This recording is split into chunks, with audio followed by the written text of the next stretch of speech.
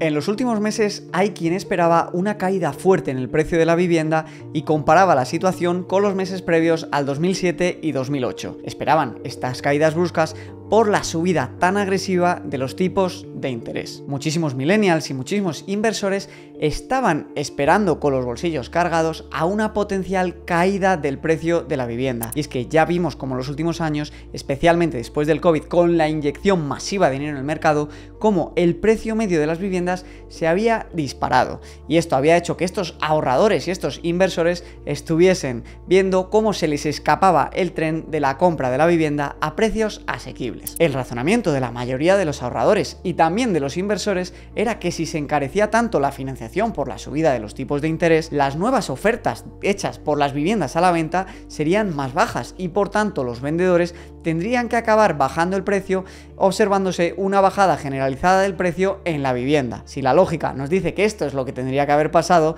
la situación es un poco más compleja. Y si bien en Estados Unidos el precio de la vivienda ha caído dependiendo de las zonas entre un 1 y un 5%, en la mayoría de las principales ciudades y en la mayoría de los países del mundo, el precio simplemente se ha enfriado y aún no hemos visto esas caídas que decían que íbamos a ver. Así que en este vídeo vamos a analizar el detalle qué va a ocurrir realmente en los próximos meses con el precio de las viviendas, porque ojo, hay quien dice que no solo no van a caer, sino que pueden aún subir de precio. Todo esto en un ambiente en el que todavía hay gente que mantiene esto del 2008 2.0. Así que vamos a ver quién tiene razón y quién no, y si es buen momento para comprar una vivienda y qué va a pasar con la evolución del precio. Pues bien, directos al kit de la cuestión, siempre hemos comentado en este canal que el precio de la vivienda depende de dos factores principales: la cantidad de casas que hay a la venta y la cantidad de gente y el dinero que están dispuestos a pagar por esas casas a la venta. Pues bien, en Estados Unidos y según la asociación Realtor.com, vemos que en junio de este año, en junio de 2023,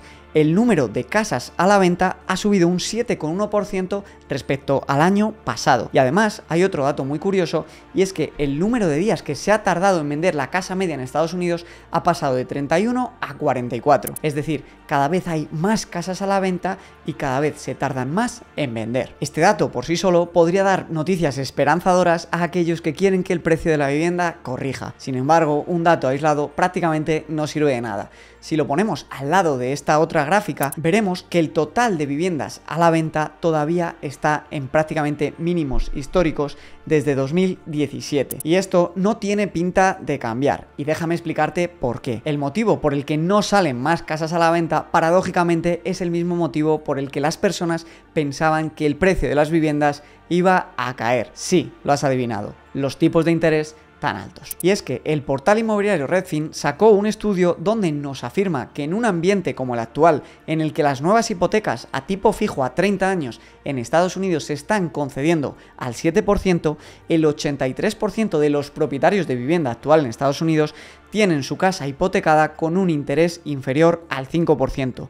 Pero es que un 62% de todos los propietarios la tiene hipotecada con un interés menor al 4%. Y esto genera lo que se conoce como un efecto lock-in, es decir, tú has comprado una vivienda con una hipoteca, por ejemplo, al 3% a 30 años, y aunque tengas ganas de cambiarte de casa y comprar una mejor o irte a otra zona, no la vas a vender porque las otras casas están prácticamente al mismo o más precio por la subida de la vivienda, pero encima la tendrías que comprar a un interés del 7% y desprenderte de tu hipoteca del 3%. Por lo tanto, es como si estuvieses encadenado con unas esposas de oro a una hipoteca muy buena que no quieres dejar ir, y por eso no vas a sacar tu casa a la venta, porque tendrías que hipotecarte con condiciones mucho peores y a precios más altos. Hay otro factor prácticamente igual de importante que podría aliviar la ecuación de la oferta, y es la construcción de nuevas viviendas. Si los que tienen viviendas vemos por qué no quieren venderlas, vamos a ver qué ocurre con la construcción de nuevas viviendas. Si echamos un ojo aquí más cerquita en España,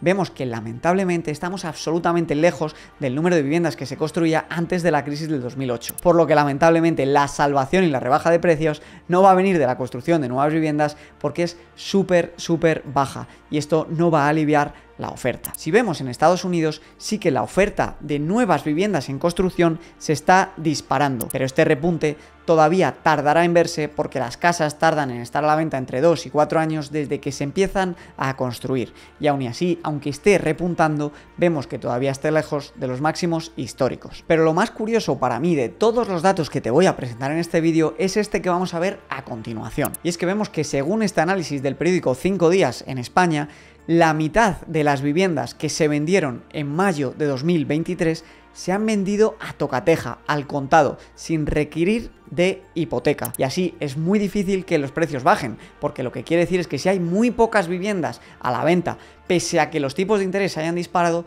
aún hay muchísima liquidez en el mercado para absorber la poca vivienda a la venta. Y por tanto, si en la ecuación de la oferta y la demanda, la oferta es muy baja y la demanda es muy fuerte e incluso hace ofertas en cash sin necesidad de financiarse y de hipotecarse, es evidente que los precios no van a resquebrajarse rápidamente como muchos preveían. Por poner esto en perspectiva, en 2008 la media de casas compradas en hipoteca superaba el 100%. Es decir, la gente no solo que cogía una hipoteca para comprar la casa, sino que incluso para comprar una nueva vivienda estaban hipotecando casas que ya tenían pagadas. Es decir, lo de 2008 era una burbuja porque se estaba comprando a crédito y a precios que no tenían ningún sentido, y lo de hoy en día no es tanto burbuja porque incluso la gente está comprando sin financiación. Con lo que nos guste o no nos guste, estos precios pueden haber llegado para quedarse. Ante estos datos que nos llegan en Estados Unidos y en España, algunos grandes bancos de inversión y empresas como Zillow, que es la mayor empresa inmobiliaria de Estados Unidos,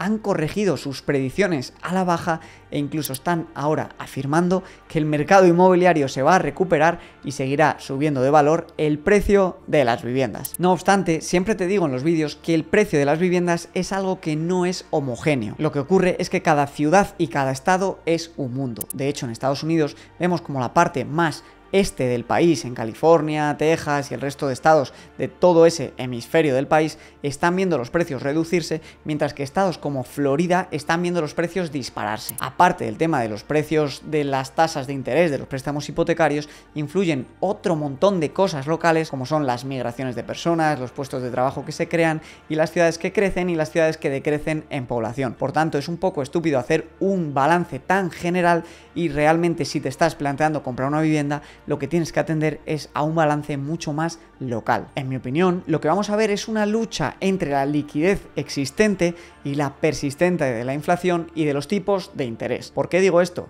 Porque en mi opinión, aunque todavía hay mucha liquidez, para absorber la poca oferta que hay, si los tipos de interés se mantienen altos por 2 o 3 años, esa liquidez se va a ir drenando, va a ir perdiendo fuerza, va a haber cada vez más oferta, porque ya hemos visto que incluso este año ha subido un 7,5% las casas a la venta, y por tanto si sigue subiendo, aunque sea poco a poco, las casas a la venta y la gente va gastando la liquidez que tiene, poco a poco, entonces sí podremos ver declives en los precios. Para entender si esto se va a dar o no, creo que es importante analizar cómo está la inflación. ¿Por qué? Porque los tipos de interés se han subido mucho para luchar con la inflación. Y aunque hace poquito nos llegaron noticias positivas de la inflación, donde en España ya estaba en el 3% y en Estados Unidos también estaba un poquito superior al 4%, hay que atender a la inflación subyacente o a la core inflation. Y esta, según Powell, todavía está demasiado alta para cantar la victoria en la guerra contra la inflación. Aquí tenemos un vídeo de Powell donde nos dice que él prevé que hasta 2025 van a tener que seguir los tipos de interés altos si queremos bajar esa inflación subyacente. For core inflation, I don't see us getting to 2% this year or next year. I see us getting there the year after. 2025? Yeah. Core inflation 2%. So you're going to be restrictive for a long time. No, we will be restrictive as long as we need to be. Por tanto, ya lo ves, es previsible que los tipos de interés sigan altos al menos un par de añitos más, y yo creo que esto va a frenar bastante la demanda, pero ojo, en ciudades no punteras y ciudades que no estén creciendo. En ciudades como Miami, ciudades como Nueva York, ciudades como Madrid o Barcelona, no creo que esto vaya a afectar mucho al precio, porque va a haber mucho comprador extranjero, mucho inversor y mucho ahorrador todavía con liquidez para asumir ese coste de la financiación o incluso pagar al contado. No obstante, en otras ciudades o en comunidades o países donde la gente simplemente quiera una segunda residencia, creo que sí puede afectar más y creo que podemos seguir viendo declives en el precio de la vivienda. Ahora bien, si tú compras para invertir o compras para que sea tu primera residencia, en cualquier mercado de real estate hay buenas oportunidades, porque toda transacción depende de las necesidades de un comprador y de un vendedor concreto. Y esa familia que vende o esa persona que compra puede tener prisa por deshacerse de ese activo y necesidad de liquidez a corto plazo y vendértelo por debajo de mercado. Por tanto, no te desanimes si necesitas comprar una vivienda, porque esto no quiere decir que no puedas encontrar una muy buena oportunidad. De hecho, te dejo aquí este vídeo si te vas a lanzar a comprar vivienda, donde vas a ver los errores principales que debes evitar para no arrepentirte de la compra de tu vivienda. Muchas gracias por tu atención, dale like fuerte al vídeo si te ha gustado y nos vemos en unos días con un nuevo vídeo para seguir aprendiendo a mejorar tus finanzas personales y a invertir. Nos vemos.